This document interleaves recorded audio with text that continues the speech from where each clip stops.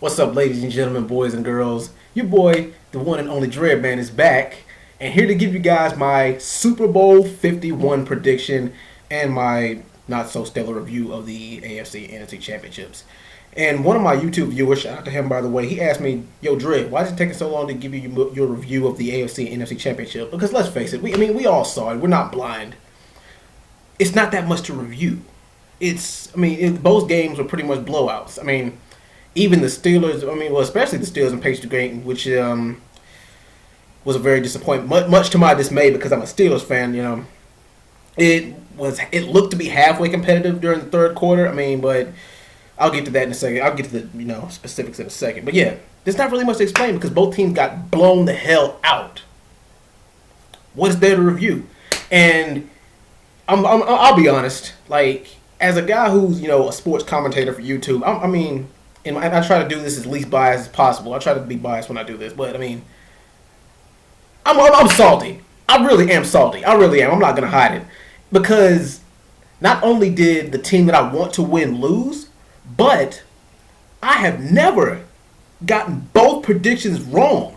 I've been predicting I've been doing sports predictions on YouTube for 7 long years, and this is the first time ever that I've gotten 2 predictions wrong. And yeah, I'm real tight about it. But anyway, just to review the NFC Championship, Aaron Rodgers, he was looking like Superman this daggone season, but it looks like he ran into the kryptonite known as the Atlanta Falcons. And the Atlanta Falcons, I'm finally gonna shut the hell up and give them their due because they've flown under the radar, no pun intended, but they've flown under the radar all year long. Everybody counted them out, and everybody's like, I don't know if they're going to be able to beat this team. They're not good enough. And they're not good enough to beat this team. Or they're going to be good enough they're going to have a good enough record to make the playoffs, but they're not going to be able to get over that hump. And I thought so too. I thought they were going to be one of those teams they might do good in the postseason. They might do good in the regular season, but when it comes to the postseason, they can't get over the hump. They're going to choke. And they proved me wrong every time. Every game that I predicted the Atlanta Falcons to lose this year, they won. And that says something. Their offense is extremely high powered. And I've been saying it. Despite what I think about the Atlanta Falcons, like I said, I don't really hate them. I don't dislike them. I just thought that they didn't have what it takes to win the big one, or at least to get this far. But Matt Ryan, he belongs in the conversation with the elite quarterbacks. I believe he's top 5 quarterbacks. Yes, you can mention him with the Bradys and Rodgers and Roethlisbergers and Mannings and all that other stuff. You can mention, and hell, even Drew, I would even say he's a step above Drew Brees now. You could put him in that category.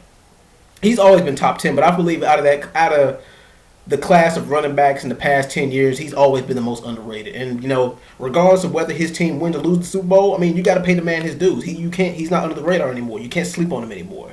He's up there in the top 10, maybe even top 5 quarterbacks.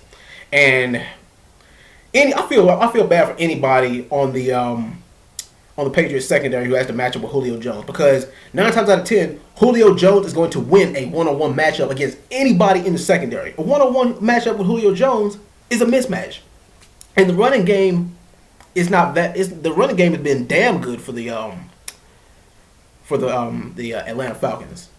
And I don't know what the hell was going on with the Green Bay Packers. Like I said, I think they just ran out of gas.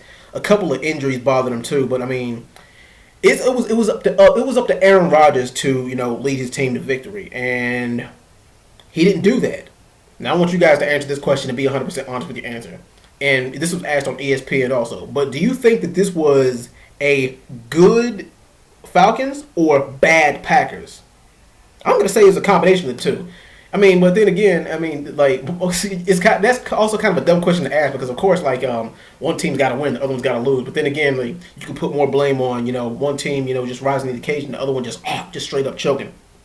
But yeah, Jordy Nelson tried to make it a one-man show. I don't care. Against a team like the Atlanta Falcons with the way they're playing this year, you have to be complete and not make mistakes. But yeah. Now on to the AFC Championship. Like I said, I'm a Steelers fan, so this was kind of a heartbreak for me. And hold on one second.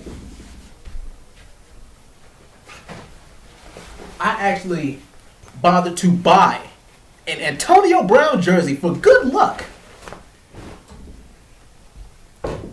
Yes, I bought an Antonio Brown jersey for good luck, and I wore it all through the game. Well, I didn't even wear it all through the game because by the time the Patriots scored their fourth touchdown, I threw my jersey. I took my jersey off, chucked it across the room, and said, "Fuck it, I'm cutting this game off."